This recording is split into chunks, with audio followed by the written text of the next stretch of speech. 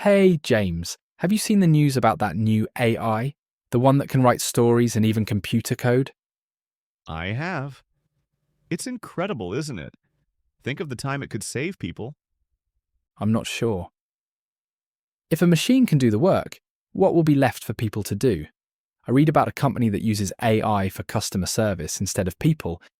That's a good point. But maybe it creates new jobs too. For example, someone needs to build, manage, and check the AI's work. It's a new kind of job market.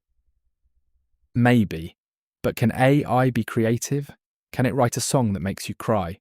Or tell a story that feels real?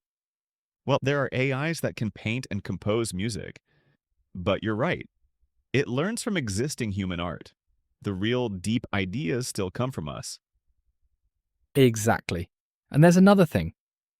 What about privacy? These AIs learn from huge amounts of our personal data from the internet. That is a serious concern. Governments are already creating new laws about AI and data. It's a big challenge for the future. So, what about students? Should they use AI to help with their homework? Interesting question. It's a tool like a calculator.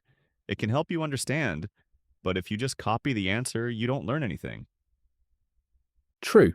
So, the key is to use it responsibly, to help us learn and work faster, not to stop thinking for ourselves.